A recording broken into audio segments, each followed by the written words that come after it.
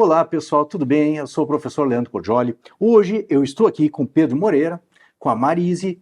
O Pedro Moreira, ele é doutor em Direito pela Universidade Autônoma de Madrid. Autônoma de Madrid, na Espanha, e a Marise, ela é doutora em Sociologia pela Universidade Federal do Rio Grande do Sul.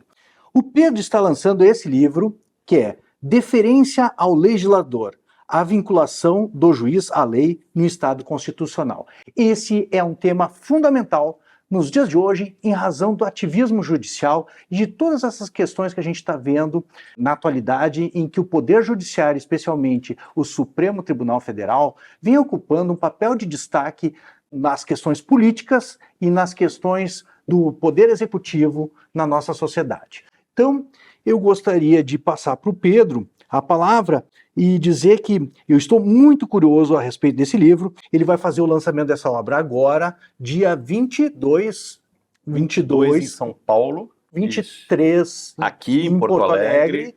No Pontal, na livraria Santos, 17 horas, 23 de agosto. E depois em Brasília, dia 30 de setembro. 30 de setembro. Então, o Pedro vai fazer o lançamento dessa obra, em seguida vai ser comercializada, então esse mês começa a comercialização. Se você puder participar do lançamento nessas 3 oportunidades, vou colocar os locais e as datas no comentário do vídeo. Pedro... E o link certamente, e o link para aquisição da obra, certamente.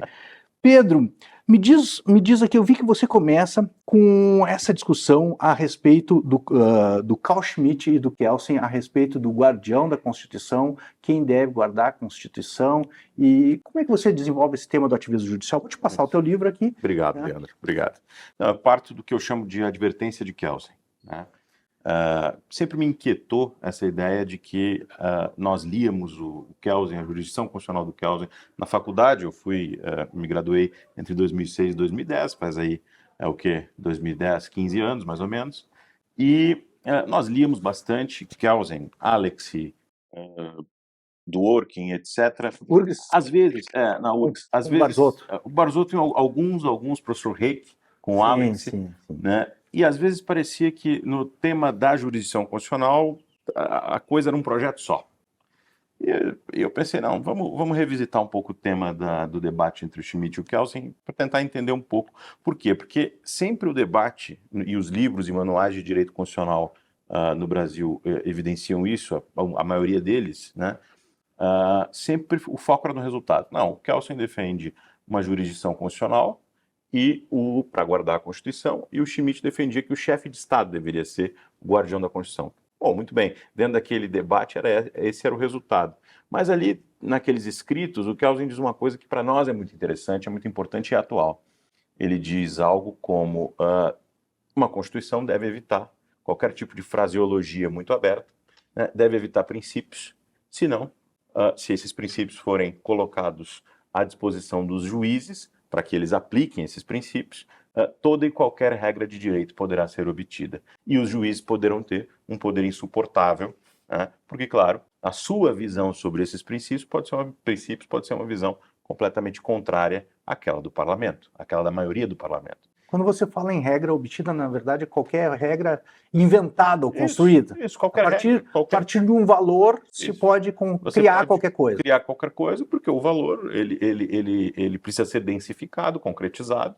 Né? Se a gente falar aqui em liberdade, a gente vai discordar, né, sobre quais são os nossos... qual é o nosso conceito de liberdade, e vamos discordar o que significa promover a liberdade concretamente, dentro de uma situação efetivamente concreta. É por isso que existe a política.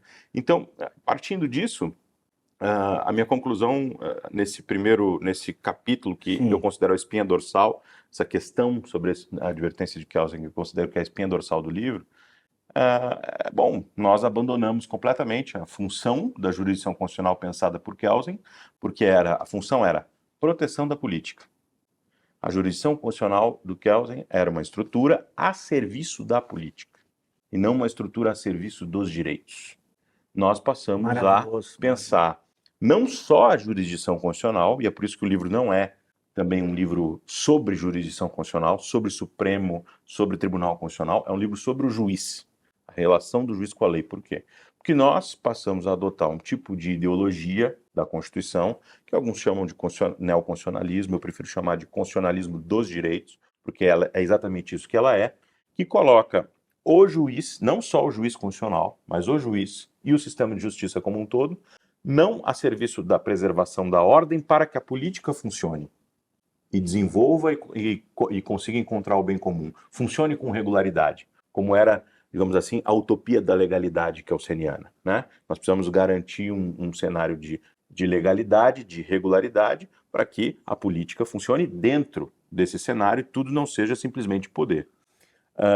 Nós abandonamos isso e passamos a ficar com a estrutura da jurisdição constitucional, mas com uma função completamente diferente. A jurisdição constitucional, ou o exercício pelo juiz ordinário, né, da aplicação da lei à luz da Constituição, passou a obedecer essa ideologia de que, na verdade, todos nós juristas, né, somos não só intérpretes, mas agentes da efetivação do projeto constitucional, né? E isso a gente pode encontrar, me parece que nós podemos encontrar claramente em Alex, nós podemos encontrar em Ferraioli, e nós podemos encontrar em Dworkin. 3 autores que eu trabalho no segundo capítulo do livro, e que são, na minha opinião, os 3 autores mais influentes, e no Brasil também, para que essa concepção de constitucionalismo ela se tornasse dominante, se tornou dominante, e depois, eu costumo dizer isso, de 30 anos de dominância de uma concepção no país, a gente consegue ver os resultados, né? E os resultados não são bons. Maravilhoso, adorei essa tua comparação entre, né, uma questão de princípios e um governo de direitos, né? Achei extremamente interessante. Marise, eu ia te perguntar, há pouco a gente estava conversando, né? Estava falando que você acabou de supervisionar aí, de editar uma tradução do Hobbes, né? Do Leviatã, que é um autor também moderno e extremamente interessante, né? E eu estava me lembrando, entre os modernos agora, essa questão da separação dos poderes, né? E aí a gente pega o Montesquieu no Espírito das Leis, que ele começa com, aliás, né, eu adoro essa citação, quando ele vai falar sobre a separação dos poderes, dos 3 poderes, ele fala, tem o poder executivo, né, ou de administrar, né, tem o poder legislativo, ele diz, dentro desse poder aqui tem um que se exerce para o exterior e para o interior, né, então o interior a gente pode separar, que ele chama de poder de julgar, e aí quando ele vai falar sobre o poder de julgar, ele diz, o mais terrível dos poderes, terrível, né, porque ele é exercido diretamente em relação à pessoa, enquanto os outros são exercidos em abstrato, né. Perfeito. Mas o ponto aqui, e realmente, né, o teu livro é dirigido a me parece, a uma contenção desse poder que pode ser o mais terrível, né? Contenção dentro do que tu coloca do espírito de Kelsen, né, da pirâmide normativa, e os problemas devem ser resolvidos politicamente. O que eu ia até perguntar para a Marise é exatamente esse ponto, porque quando eu fui ler o Locke, no segundo tratado do governo civil, me chamou a atenção porque ele é colocado como um dos fundadores da separação dos poderes. Mas ele não fala exatamente numa tripartição dos poderes, mas ele dá um peso ao poder legislativo. Para ele, o poder legislativo é o poder soberano, digamos assim, é o poder que realmente, eu não sei se essa palavra é técnica, estou sendo preciso aqui. Legitimidade.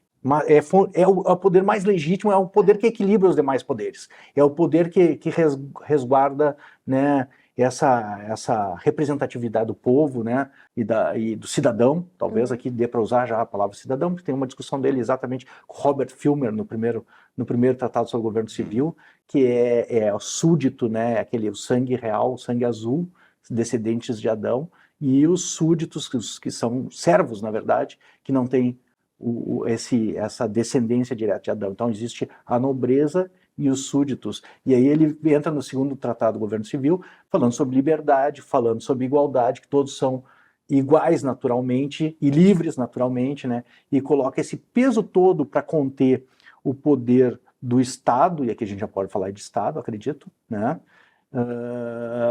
No poder legislativo, né? Como é que você vê o papel do... Eu falo isso porque vale a pena a gente esclarecer para o pessoal que está nos assistindo, que a gente está na Assembleia Legislativa aqui do Estado do Rio Grande do Sul, na Escola do Legislativo. Então, é exatamente, né, o papel do Legislativo para resolver esses conflitos políticos e como você acha que a obra do Pedro pode auxiliar a resolver esses dilemas que nós temos na sociedade atual. Eu não sou do direito, mas o meu objeto de análise, assim, durante a carreira praticamente inteira, foi a tal modernidade. E na faculdade eu já estava num ambiente intelectual de pós-modernidade, de crítica à modernidade. Então, a minha rebeldia ordenada e disciplinada foi frente àquela crítica. Eu queria entender o que era essa tal de modernidade e me apaixonei pelos autores modernos, né? Bom, por que eu estou falando isso? Eu me conecto com a obra do Pedro basicamente a partir desses dois conceitos. O Pedro está falando de uma aspiração moderna, em alguma medida uma ordem jurídica ainda estruturada a partir dos termos modernos, mas isso tudo inserido num espaço público pós-moderno, um espaço público contemporâneo. É verdade. Bom, aí falando da minha posição, a minha posição é que o legado moderno ele tem sua razão de existir e ele tem também muito a ser conservado.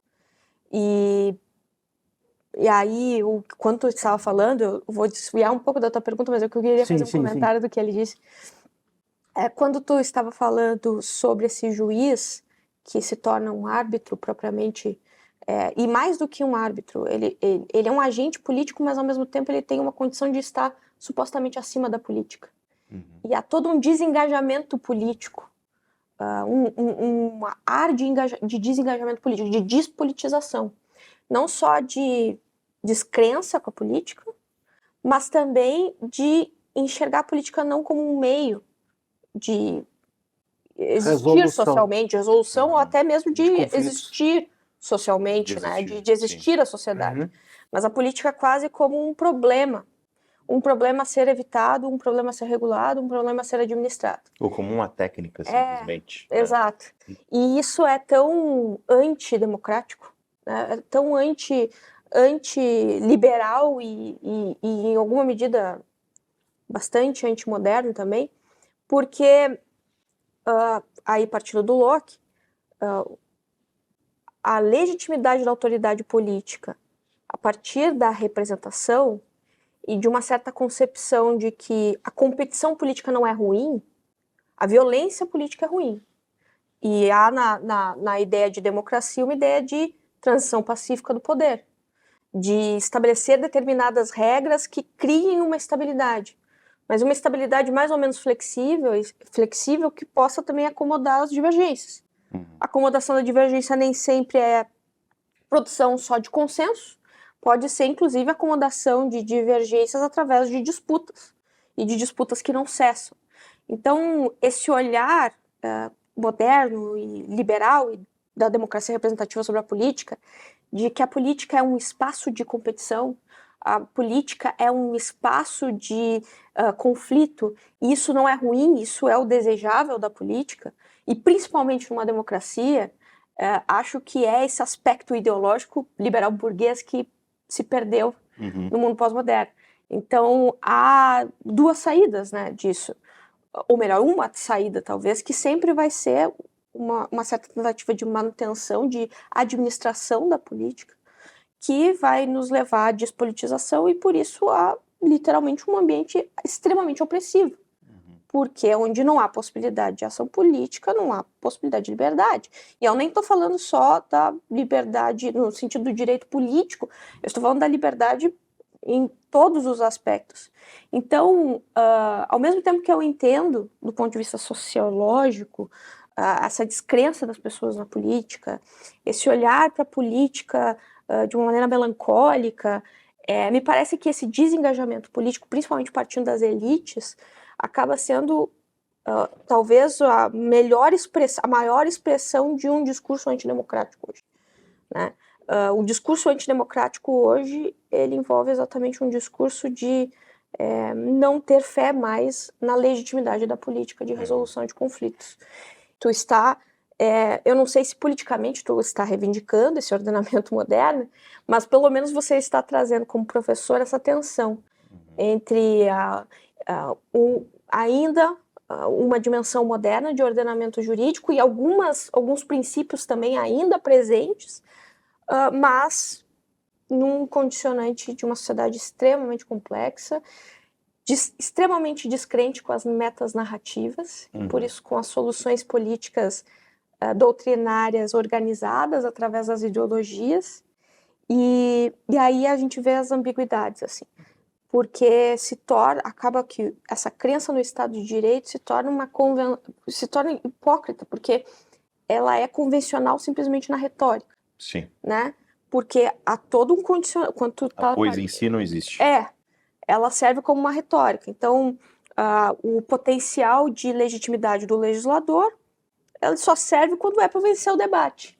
Quando eu tiver que suprimir isso ou colocar isso como menos importante, eu vou fazer.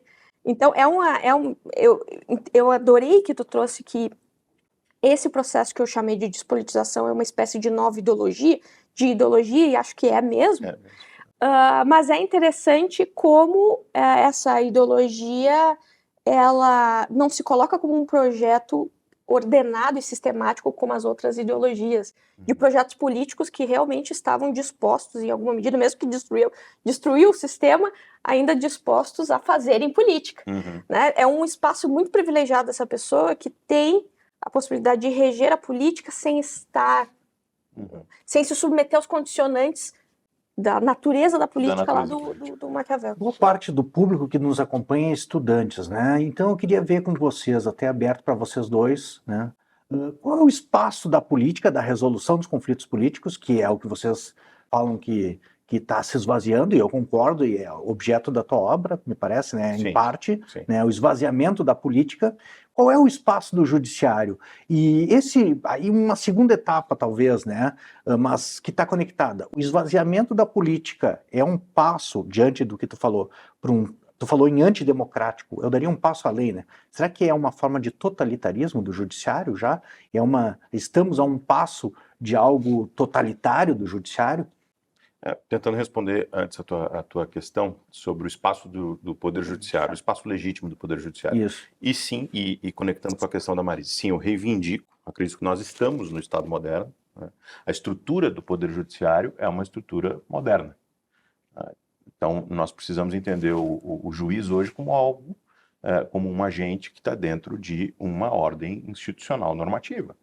E essa ordem institucional normativa, que me parece que é importante e valiosa e que precisa ser alentada, principalmente em sociedades complexas onde há desacordo e que nós não temos como recorrer a estándares de moralidade consensual, né, ou algum tipo de homogeneidade moral que a gente possa simplesmente pressupor. Nesse sentido, é importante que nós tenhamos uma deferência ao legislador, como é o título do livro, mas no fundo uma deferência ao direito, à forma do direito, mais do que propriamente a matéria, o conteúdo, a substância ou uma ideia que mede. Fazer uma pergunta. Claro. A deferência ao legislador, claro que eu ainda não lançou o livro, sim, então sim. Eu estou numa condição difícil de... Está especulando, né? Especulando. Mas a deferência ao legislador tem aqui um sentido liberal de representação. A deferência ao legislador significa também a deferência ao cidadão, a legitimidade do voto, o fragmento da soberania. Certamente. A representatividade. Porque eu li dessa maneira. A deferência ao legislador, eu não li como uma deferência à lei estabelecida, mas sim a toda justificativa de legitimidade que o poder legislativo tem, que é centrada na legitimidade que o eleitor tem, no poder, na autonomia que o eleitor tem de votar. Né? Sim, na representatividade o problema é que tudo isso foi desconstruído, sim, tem conexão com isso, isso é reivindicado, embora não seja o ponto central do que eu tento desenvolver, como alternativa ao que eu chamo de constitucionalismo dos direitos, essa ideologia de despolitização, que tu falaste com uma precisão muito aguda e correta, é uma ideologia de despolitização também, né?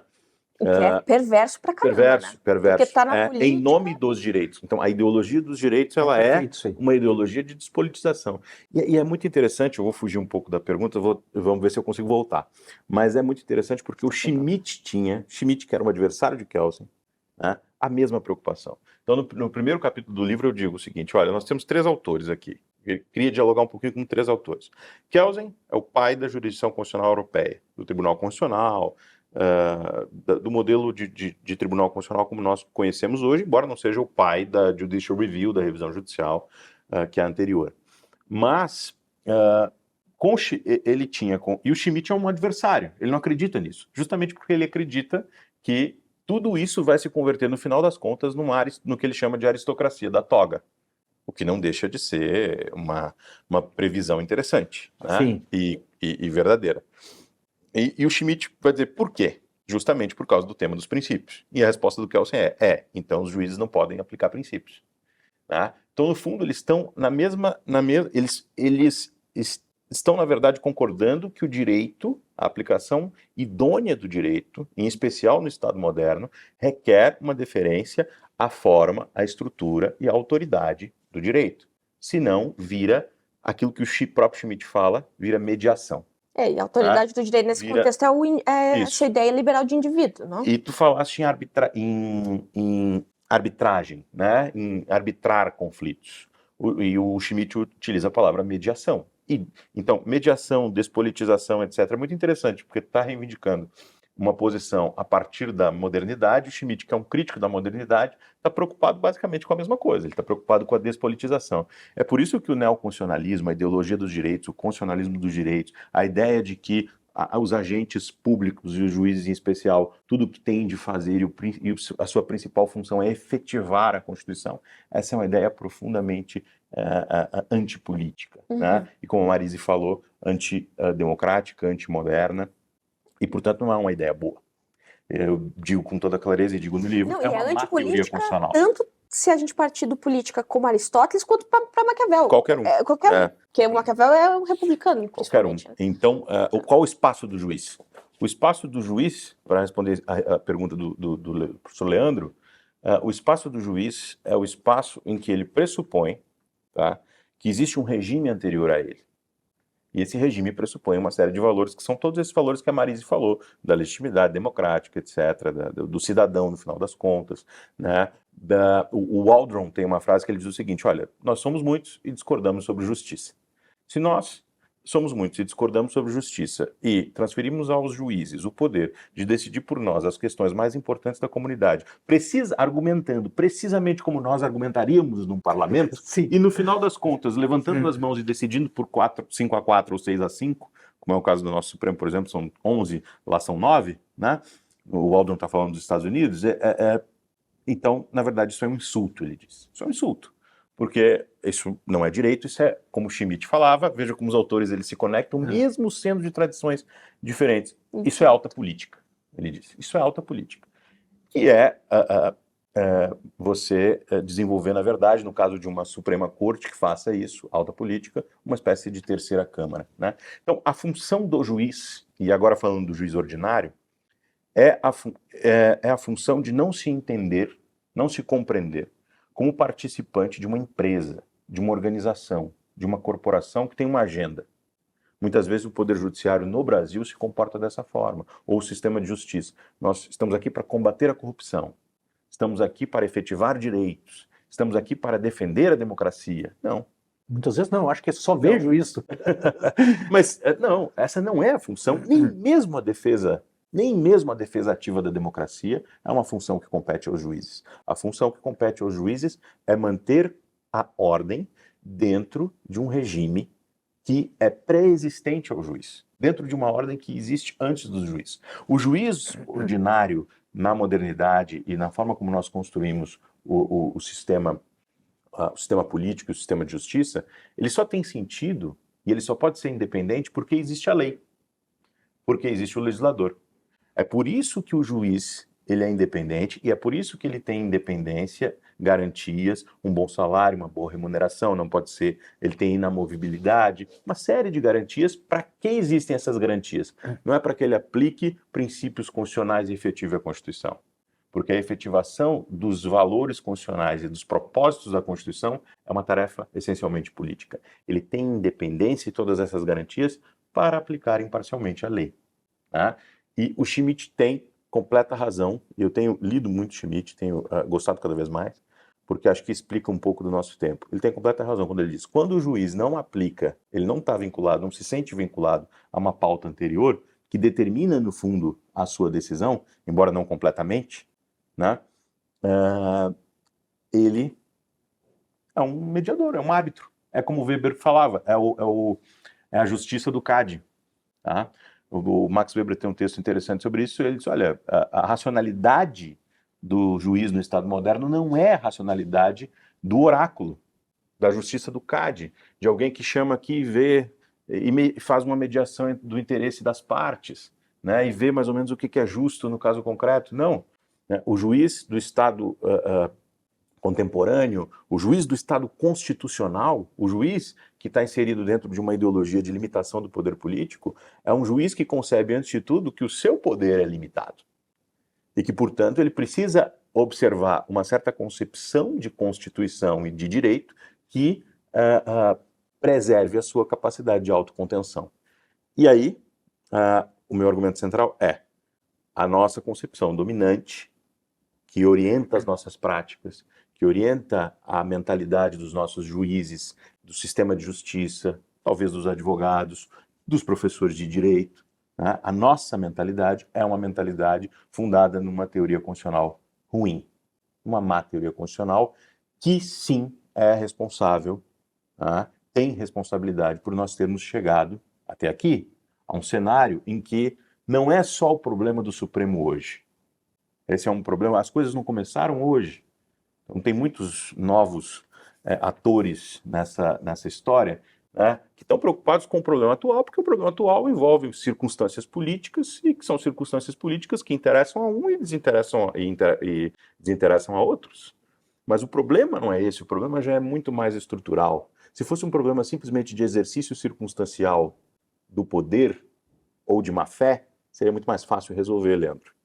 Marisa, isso é muito mais fácil resolver. Quando se torna um problema de mentalidade, um problema de cultura, é porque os demais atores do sistema já não têm ferramentas para reagir, porque bebem de uma certa cultura em que torna ininteligível a própria figura do juiz, a ideia de autocontenção, a ideia de deferência, entre tantas e tantas ideias. Me lembra José Murilo de Carvalho sobre a cultura cidadã, a deficiência da cultura cidadã,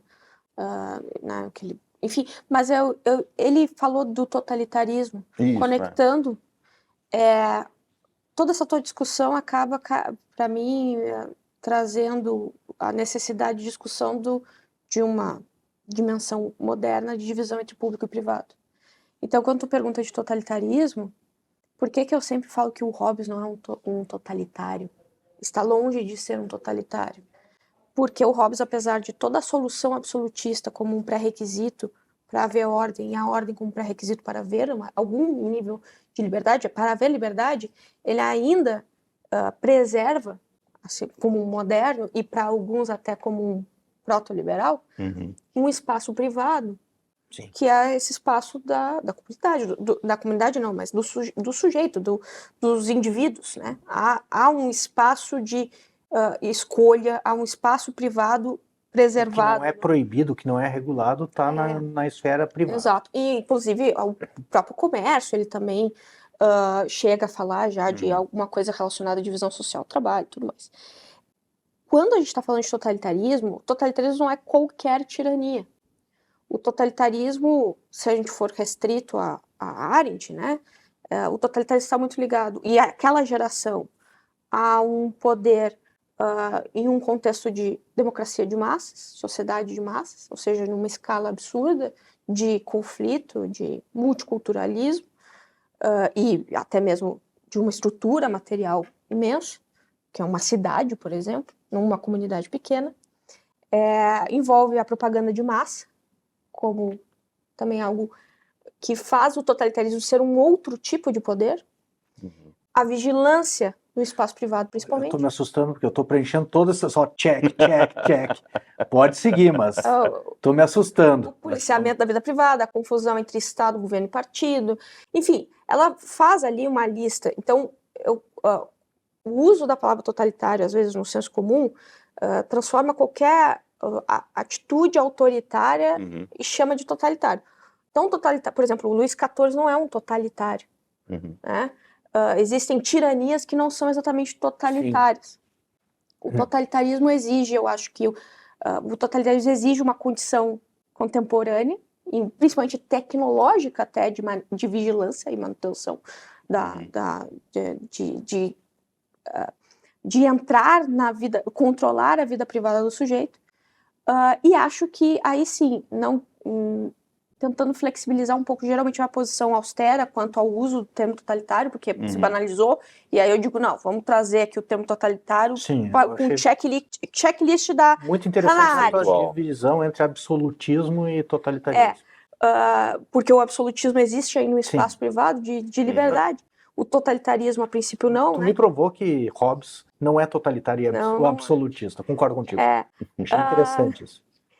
De qualquer forma, eu acho que dá para se pensar assim, saindo um pouco da minha austeridade, às vezes com o uso das categorias, de um totalitarismo do nosso tempo, assim, que pode ter até a mesma natureza, porque continuamos numa sociedade de massa, como diz a própria Hannah Arendt, a nossa sociedade é uma sociedade pós-nuclear.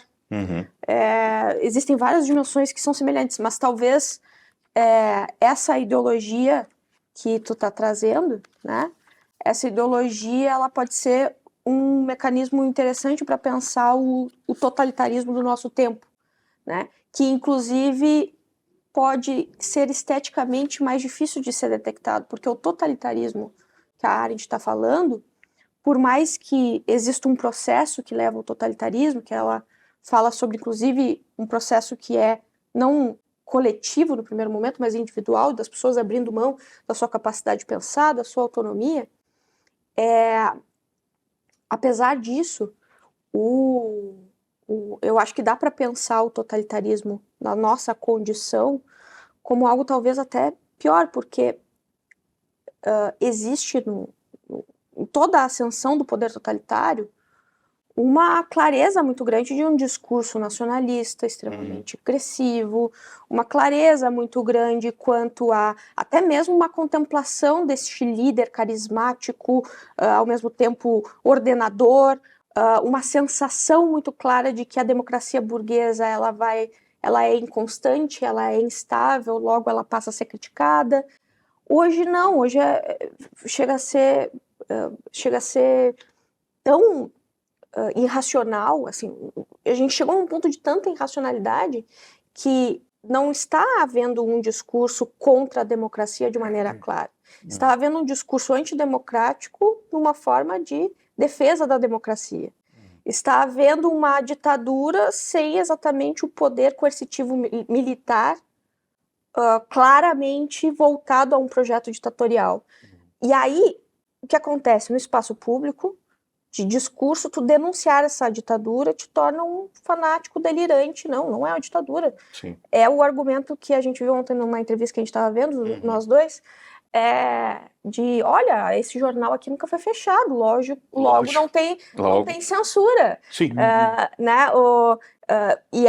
Os acusadores dizem assim, olha, a pessoa falando sobre as arbitrariedades que acontecem no Brasil, que podem ser vistas tanto do ponto de vista da longa duração quanto da situação de agora, da longa duração porque o Brasil tem uma história autoritária, e de agora, de crítica política, que eu entendo que existe um espaço de opinião política e de interesses políticos, não estou negando, mas essa reação do jornalista e de um dos debatedores de frente à acusação de arbitrariedades, parecia que estavam falando isso numa sociedade altamente democrática, claro, sem uma crise política que já se arrasta por mais de pelo menos desde 2013, e isso causa um ambiente assim que tu pensa, não, então eu estou maluca, eu estou delirando que isso está acontecendo.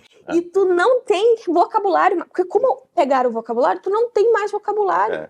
Mas a crise é uma crise semântica de destruição do vocabulário. Ela é uma crise de destruição do vocabulário. Sim. Né? Por exemplo, ressignificância. Porque você pega, do ponto de vista da teoria constitucional, né, qual é a importância da teoria constitucional para isso que a Marise está colocando? Tem um artigo que eu acho muito claro, né, ruim do ponto de vista não da qualidade do artigo como formal do artigo, mas o seu argumento ele é um argumento nefasto, que é de um autor chamado Matthias Kuhn, que é um discípulo do Robert Alexy, que é um teórico da ponderação e da proporcionalidade muito importante, que foi muito e é ainda muito influente, muito citado no Brasil.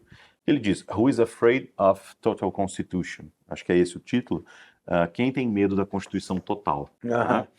E ele diz que não tem, e que nós, na verdade, deveríamos festejar, de certa forma, a Constituição total, evidentemente que eu tenho, e que qualquer democrata deveria ter.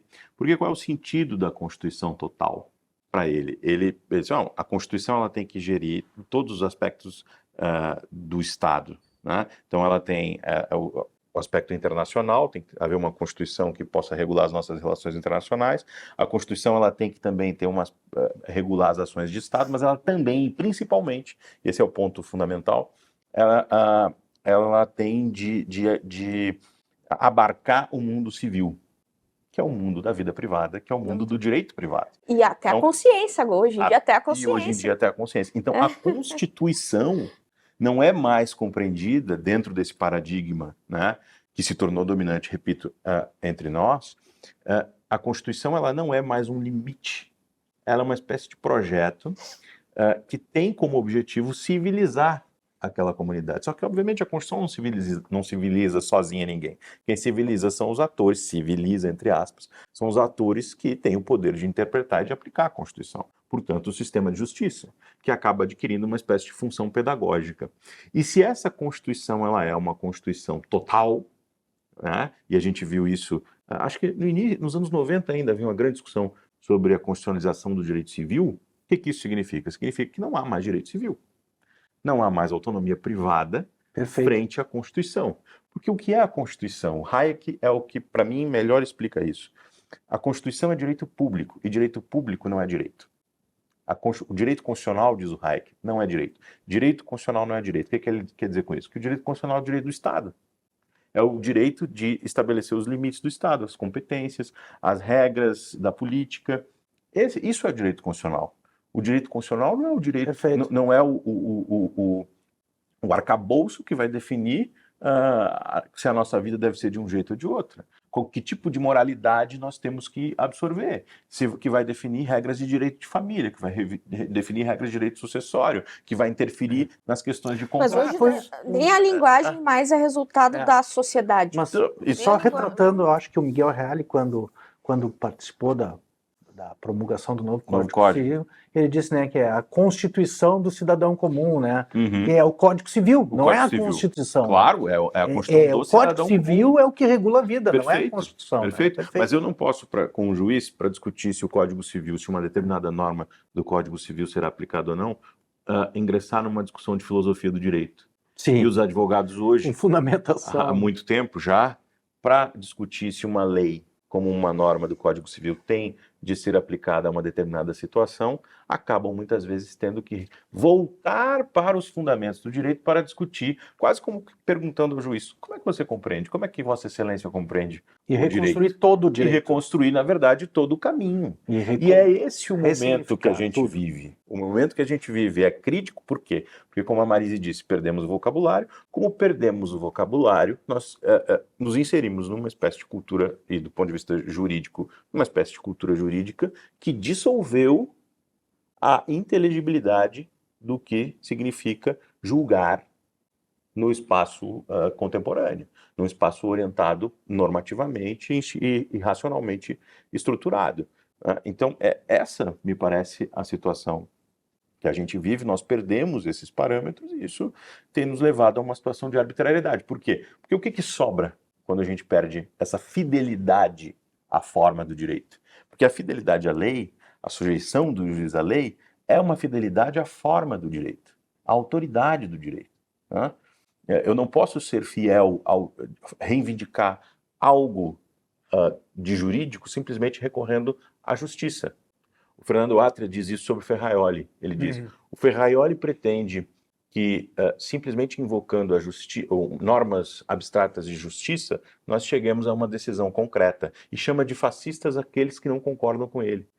Mas fascista é ele, Fernando Atria. Fernando Atria, que é um socialista no Chile.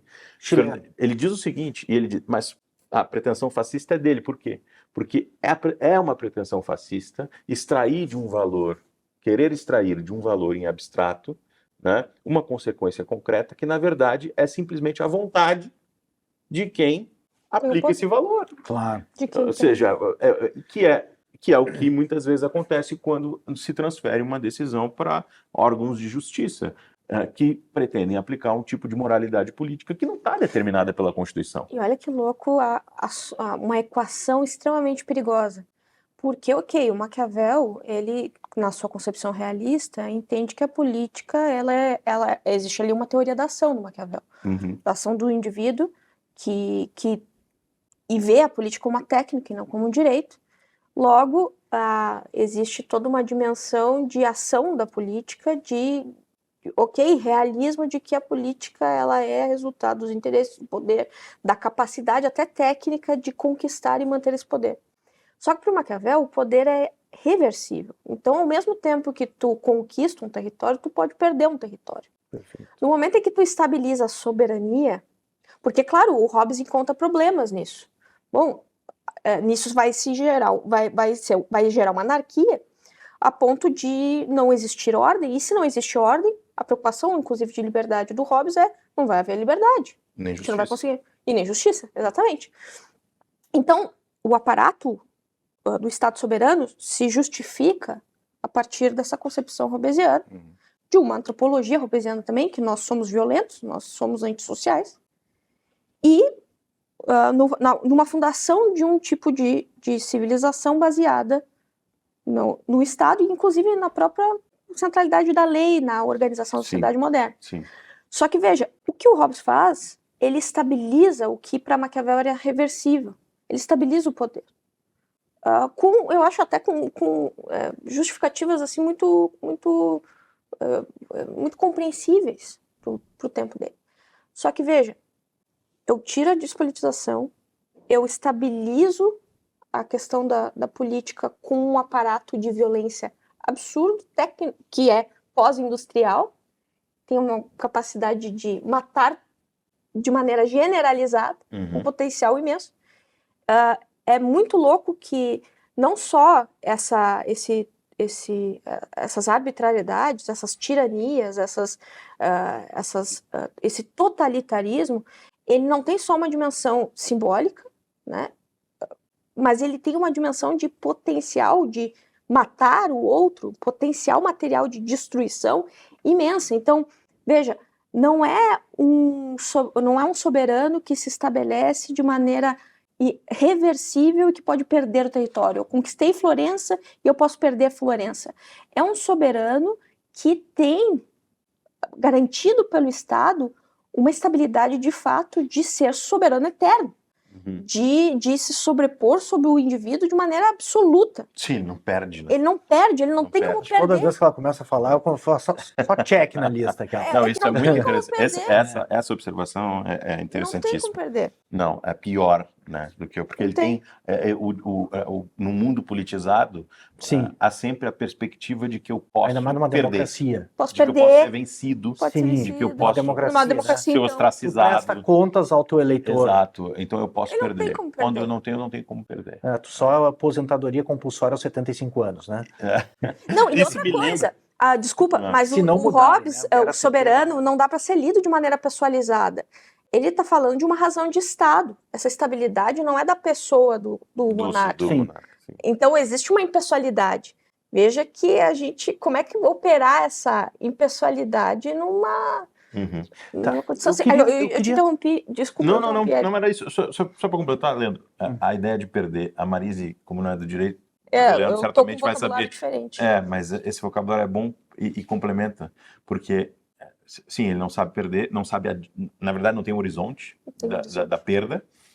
E isso me lembra de uma frase do Garcia Amado, do Juan Antonio Garcia Amado, que é um jurista espanhol, que inclusive é diretor dessa coleção em que eu publiquei o livro, na Marcel Pons, em que ele diz: ninguém pondera para perder. E a ponderação é justamente o método de aplicação do direito estándar dessa nova compreensão Sim, do verdade. direito, do constitucionalismo dos direitos. A ponderação é a forma de pensar o direito, forma de aplicar o direito. A proporcionalidade é uma forma de pensar o direito e a ponderação é uma espécie de método de aplicação. Só que ele diz uma coisa que é muito interessante. Nenhum juiz diz assim, olha, ponderei e cheguei a uma conclusão contrária daquilo que eu queria. Né? Não, eu ponderei para ganhar. Né? Quando eu pondero para derrotar a lei, é só a racionalização eu só estou do racionalizando que tu já decidiu. Efetivamente o que eu já decidi. Então a ponderação não é um método, a ponderação é simplesmente uma formulação o meio para cumprir uma vontade. O meio para cumprir uma vontade. Eu queria te perguntar ainda a respeito da tua obra. No Brasil a gente tem um problema particular, né, que é essa questão do controle de constitucionalidade. Eu acho que a gente foi muito mais além disso nos dias de hoje. Controle de constitucionalidade que é difuso e concentrado, né? Ou seja, os juízes de primeira instância podem exercer o controle de constitucionalidade e acabam podendo apelar a valores para decidir questões particulares, porque a nossa Constituição é permeada por valores, né? Especialmente o artigo 5º, mas já começa lá no artigo 1º, inciso 3º, dignidade da pessoa humana, que é um super trunfo para qualquer coisa, né?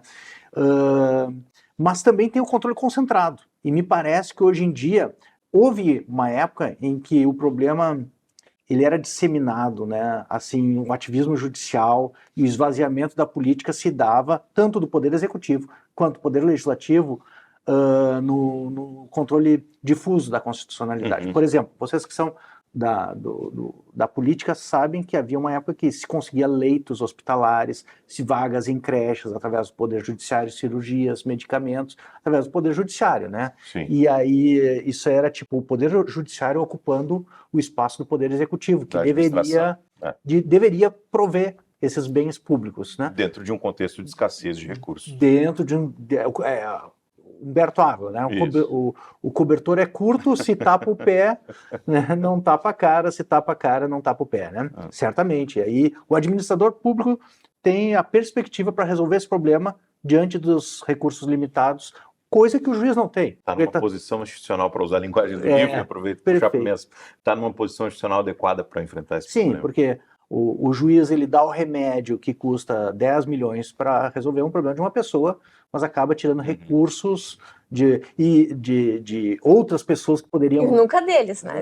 Nunca deles, Sim, e eu me lembro ainda quando eu, deles, né? 15 anos, quando eu discutia isso em sala de aula com meus alunos, na UBRA, eu me lembro que eu comecei a ter o pessoal da política, os prefeitos do interior começaram a vir e dizer, professor, a gente no começo não gostava disso aí, agora a gente já está gostando. Porque o que acontece? Quando vem uma ordem judicial dessa, a gente é obrigado a cumprir a ordem judicial. Então é dispensar de licitação, quem decidiu foi o juiz, não sou eu que estou decidindo, e depois quando eu vou prestar contas, entra lá como uma alíquota investimento em saúde ainda. Então no Brasil, o limão acaba virando limonada ou caipirinha ainda. Sim, você retira ainda mais a responsabilidade política do incentivo criado é perverso. Acaba criando um incentivo perverso, exatamente.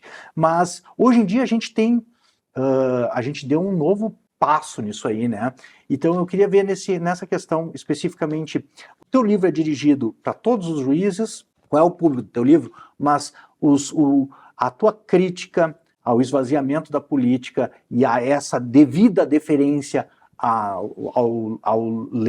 lei ou ao legislativo, né, ao poder legislativo, ao trabalho do poder legislativo como conciliação do político, como é que fica isso dirigido ao controle difuso aos juízes de primeira e segunda instância ou ao STF especificamente, que é um tribunal constitucional, e como você fala ali, né, quem é que guarda o guardião da Constituição, né? Como é que você resolve esse problema? E hoje em dia a gente vive numa situação em que o nosso STF, eu acho que 90% do trabalho dele hoje em dia virou uma Câmara criminal. Aí eu não entro muito nesse problema competencial, eu acho que esse é um problema de desenho institucional importante no Brasil, a questão de reestruturar as competências, principalmente do Supremo, né? Mas o público do livro, o destinatário do livro é qualquer juiz. E, na verdade, o público do livro é qualquer um que se interesse pela aplicação do direito. Tá? Então, qualquer um mesmo, um estudante de filosofia, de política, certamente um estudante de direito, advogados, enfim, todo mundo. Né? Não é só para o juiz, porque o sistema de justiça opera como uma prática. O direito é uma prática social. Né? E como prática social, o direito aquilo que o direito é depende de como nós pensamos que ele é, de como nós, pelo menos em parte, concebemos como o direito é. Sobre a questão do direito do controle difuso e concentrado, eu vou tentar responder de maneira muito objetiva. Não importa mais, Leandro. E essa é a conclusão que eu chego no capítulo 3. Não importa mais. Quando você adota uma concepção como o constitucionalismo dos direitos, ou o neoconstitucionalismo, eu prefiro, repito, o constitucionalismo dos direitos, como a forma de conceber a relação do juiz com a Constituição e com a lei, não importa mais se existe controle difuso ou concentrado. Perceba que mesmo no Supremo Tribunal Federal, não importa mais, ou importa muito menos, quais são as ações, importa muito menos se aquilo ali é concreto ou concentrado, tudo tende à abstrativização, certo? Tudo tende a ser tese, a terminar em uma tese, né? E o juiz ordinário, não importa se ele tem o poder de exercer o controle difuso ou não, se ele adota o constitucionalismo dos direitos, se ele adota as posições de Dworkin e Alex, por exemplo, não interessa se ele tem a competência para declarar a inconstitucionalidade de uma lei ou não. E eu abordo isso no capítulo 3º, a partir da experiência da Holanda, a partir da experiência do Reino Unido, a partir da experiência da Espanha, a partir da experiência do Canadá e da Nova Zelândia. Por exemplo, na Holanda não há possibilidade de controle de constitucionalidade pelos juízes. Existe uma cláusula que diz, é vedada a inaplicação da lei por razões de inconstitucionalidade, certo? No Reino Unido, por causa da Human Rights Act de 1998, os juízes não podem, e já não podiam, né, expulsar uma lei do ordenamento jurídico em razão da sua inconstitucionalidade. Tudo que eles podem fazer é uma declaração de incompatibilidade, e o parlamento é quem decide. Mas há ali uma cláusula interpretativa, né? E aí é que o livro vai caminhando para uma questão de interpretação e aplicação, para a sua parte de interpretação e aplicação do direito. Por quê? O que acontecia no Reino Unido, o que acontece ainda, né? Com essa cláusula interpretativa, ela diz o seguinte, os direitos da Convenção Europeia de Direitos Humanos, que poderiam ser os mesmos nossos direitos da Constituição, princípios, o juiz deve aplicar a lei à luz desses direitos, tanto quanto possível. Então, essa cláusula, na verdade, ela dava ao juiz um poder de subrepticiamente contornar a lei para aplicar a ponderação e a proporcionalidade a ponderação entre direitos, a ponderação entre princípios, e alcançar o resultado que ele acreditava ser justo. Não é à toa que no Reino Unido, essa teoria nunca havia sido exitosa lá, começaram a proliferar teses e livros sobre proporcionalidade, justamente porque os juízes passaram a ter de lidar com esse cenário de aplicação direta de direitos fundamentais, né? Então, se você aplica diretamente direitos fundamentais a partir da Constituição, direitos fundamentais formulados como princípios, não como regras, mas formulados como princípios, não interessa se você tem, como juiz, a competência para suspender a lei Sim. ou para inaplicar a lei em razão da sua inconstitucionalidade, declarar formalmente que ela é. Então, não importa mais se o controle é difuso ou concentrado, né? Isso é muito inquietante, porque isso importava.